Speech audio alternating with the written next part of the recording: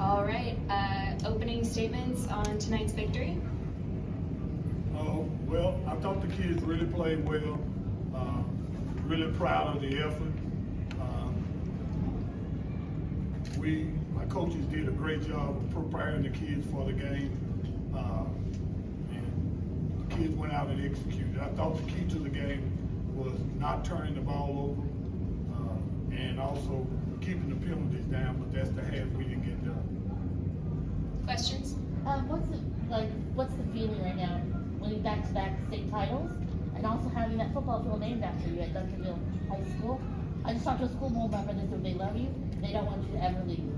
Well, first of all, back-to-back, I really don't know how it feels. I'm still kind of numb. It'll set in maybe later on. As far as the football field, it's a great honor. Always feels good when people honor you and show their appreciation for the work that you've done. So I'm just really happy to be at Duncanville, happy to work for the people that I work for. They really give you a warm and fuzzy feeling. Where does Kayon compare to some of the other great players that you coach? What makes him so special? And for Colin, you go up against him every day. He's in there waiting on him. I was waiting on time. I couldn't even follow.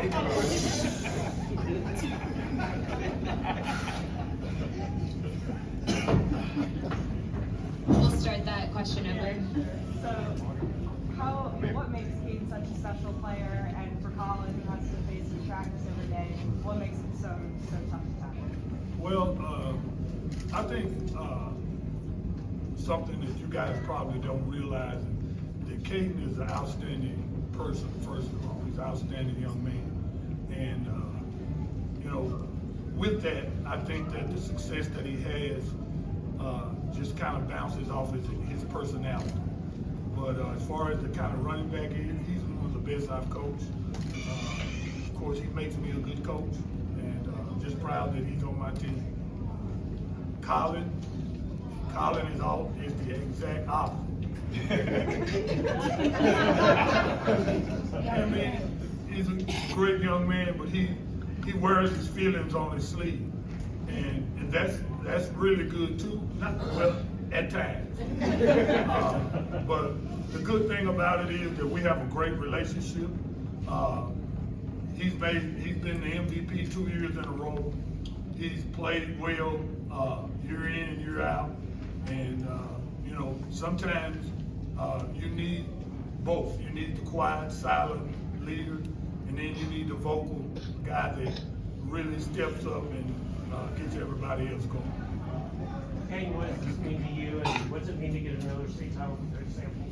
It means everything to me because I know Coach Sam wanted it, so I got it for him. We got it for him. This is for anybody up there. Y'all played North Shore a few times now. Kind of what does this rivalry mean, and what level of respect is there between the two teams?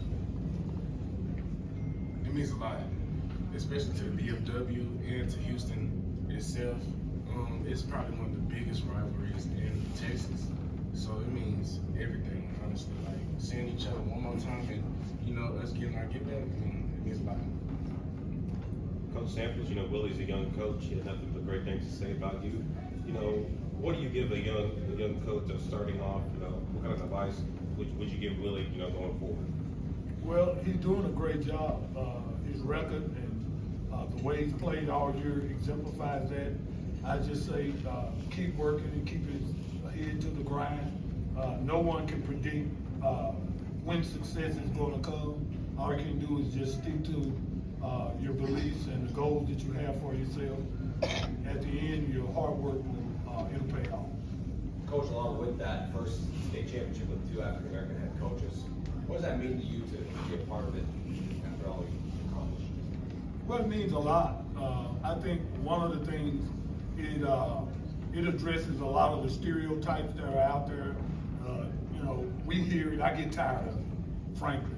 That we only do well because we have great players, and there are we play teams with great players week in and week out, and we've come out on the winning side of it. So I think the record speaks for itself.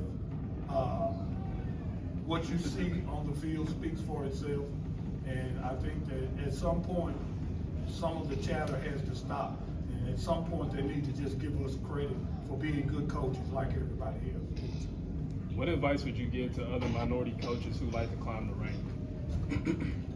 Just work hard.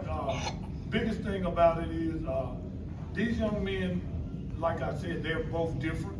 They have different personalities. They have different positives and negatives. And one of the things that I really rest my hat on is having a relationship with these guys so that when we get to those intense moments, I have the ability to kind of put them back on the right track.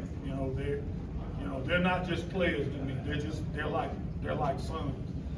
I don't know if you know it, Colin had quite a few personal fouls in the first half, but we had a conversation in my little room at halftime, and he didn't get any more, and he really played like I expected him to do. And some of the stuff I had to say to him, he wasn't happy with, but he responded, and that's all it's about, is the fact that we have that mutual respect for each other, that we work for a common goal.